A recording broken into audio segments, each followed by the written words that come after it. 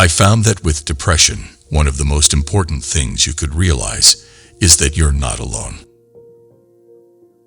You say you're depressed. All I see is resilience. You are allowed to feel messed up and inside out. It doesn't mean you're defective. It just means you're human. Try to understand the blackness, lethargy, hopelessness, and loneliness they're going through. Be there for them when they come through the other side. It's hard to be a friend to someone who's depressed, but it is one of the kindest, noblest, and best things you will ever do. People who have never dealt with depression think it's just being sad or being in a bad mood. That's not what depression is for me. It's falling into a state of grayness and numbness. I go through a lot of depression, and I know other people do too, but I have an outlet that so many people don't. If you have that inside of you and can't get it out, what do? A big part of depression is feeling really lonely, even if you're in a room full of 1,000,000 people.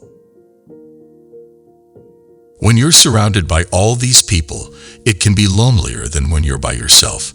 You can be in a huge crowd, but if you don't feel like you can trust anyone or talk to anybody, you feel like you're really alone. Mental pain is less dramatic than physical pain, but it is more common and also more hard to bear. The frequent attempt to conceal mental pain increases the burden. It is easier to say, "My tooth is aching," than to say, "My heart is broken." Depression, for me, has been a couple of different things. But the first time I felt it, I felt helpless, hopeless, and things I had never felt before. I lost myself and my will to live. That's the thing about depression. A human being can survive almost anything as long as she sees the end in sight. But depression is so insidious, and it compounds daily, that it's impossible to ever see the end. I'll never forget how the depression and loneliness felt good and bad at the same time. Still does. Depression is being colorblind and constantly told how colorful the world is. It is very hard to explain to people who have never known serious depression or anxiety the sheer continuous intensity of it. There is no off switch. There is no point treating a depressed person as though she were just feeling sad, saying, "There now, hang on, you'll get over it." Sadness is more or less like a head cold. With patience, it passes. Depression is like cancer. Mental illness is so much more complicated than any pill that any mortal could invent.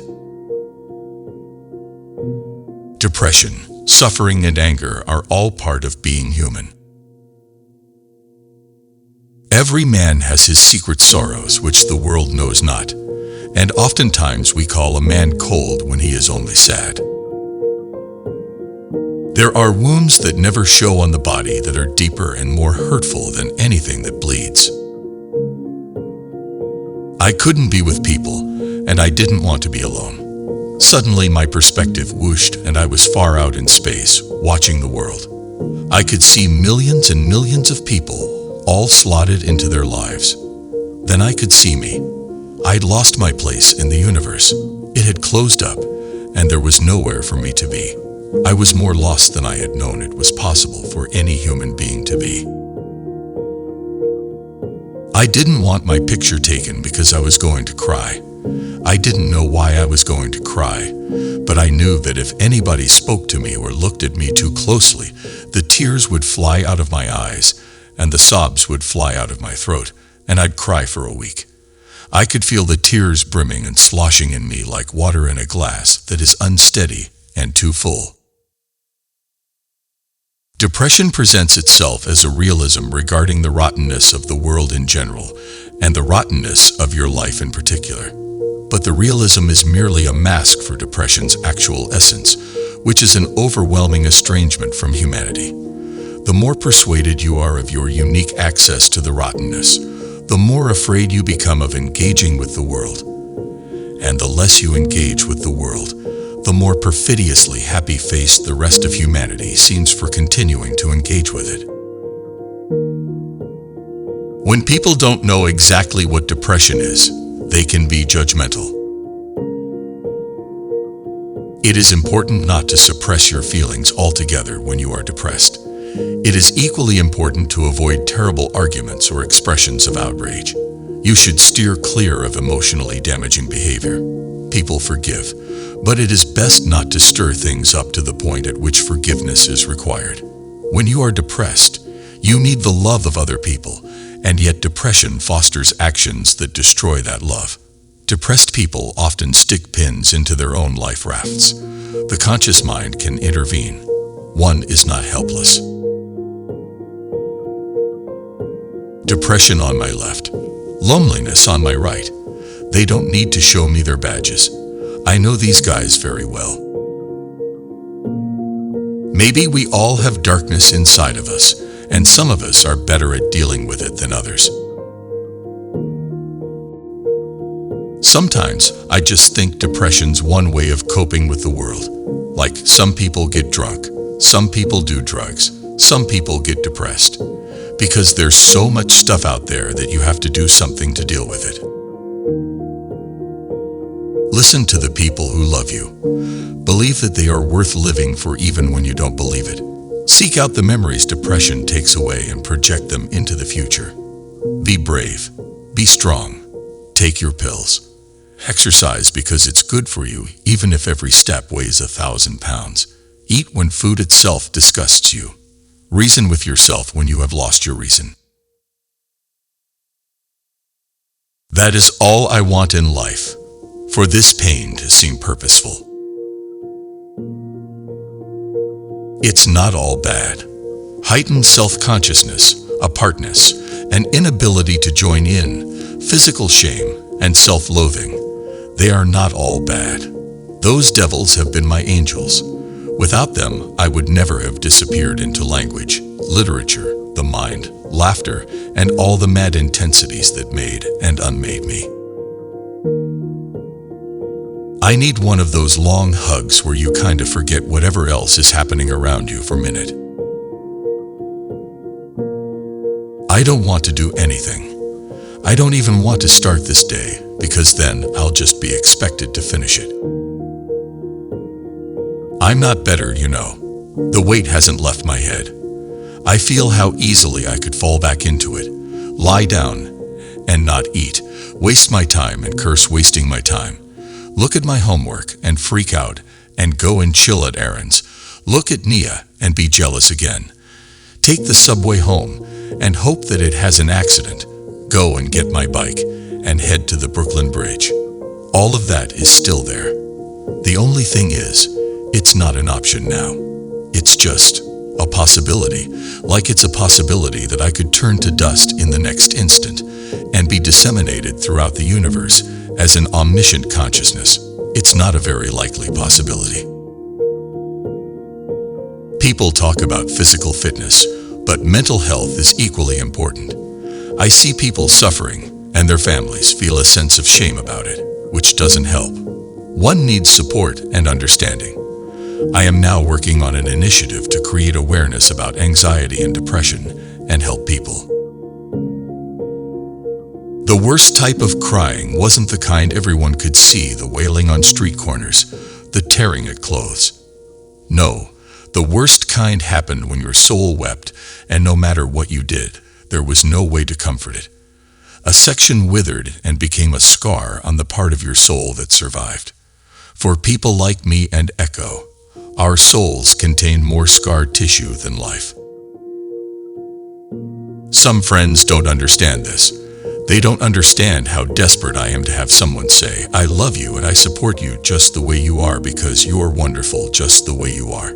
They don't understand that I can't remember anyone ever saying that to me. I am so demanding and difficult for my friends because I want to crumble and fall apart before them so that they will love me even though I am no fun. Lying in bed, crying all the time, not moving. Depression is all about if you loved me you would. When you're lost in those woods, it sometimes takes you a while to realize that you are lost. For the longest time, you can convince yourself that you've just wandered off the path, that you'll find your way back to the trailhead any moment now. Then night falls again and again, and you still have no idea where you are. And it's time to admit that you have bewildered yourself so far off the path that you don't even know from which direction the sun rises anymore. I believe that words are strong, that they can overwhelm what we fear when fear seems more awful than life is good. It's my experience that people are a lot more sympathetic if they can see you hurting, and for the millionth time in my life, I wish for measles or smallpox, or some other easily understood disease just to make it easier on me, and also on them. The lotus is the most beautiful flower, whose petals open one by one, but it will only grow in the mud. In order to grow and gain wisdom, first you must have the mud, the obstacles of life and its suffering. The mud speaks of the common ground that humans share, no matter what our stations in life. Whether we have it all or we have nothing, we are all faced with the same obstacles: sadness, loss, illness, dying, and death. If we are to strive as human beings to gain more wisdom, more kindness, and more compassion, we must have the intention to grow as a lotus and open each petal one by one. I've got a bad case of the 3 a.m. guilt. You know, when you lie in bed awake and replay all those things you didn't do right. Because, as we all know, nothing solves insomnia like a nice warm glass of regret, depression, and self-loathing. Losing your life is not the worst thing that can happen. The worst thing is to lose your reason for living. In addition to my other numerous acquaintances, I have one more intimate confidant. My depression is the most faithful mistress I have known. No wonder, then, that I return to love. Don't worry if people think you're crazy. You are crazy. You have that kind of intoxicating insanity that lets other people dream outside of the lines and become who they're destined to be. Even when I try to stir myself up, I just get irritated because I can't make anything come out. And in the middle of the night, I lie here thinking about all this. If I don't get back on track somehow, I'm dead. That's the sense I get. There isn't a single strong emotion inside me. Life is 10% what you experience and 90% how you respond to it. Understanding the difference between healthy striving and perfectionism is critical to laying down the shield and picking up your life. Research shows that perfectionism hampers success. In fact, it's often the path to depression, anxiety, addiction, and life paralysis. Depression isn't a war you win. It's a battle you fight every day. You never stop, never get to rest. It's one bloody fray after another. I am terrified by this dark thing that sleeps in me. All day I feel its soft, feathery turnings, its malignity. Depression is like a bruise that never goes away. A bruise in your mind. You just got to be careful not to touch it where it hurts. It's always there, though.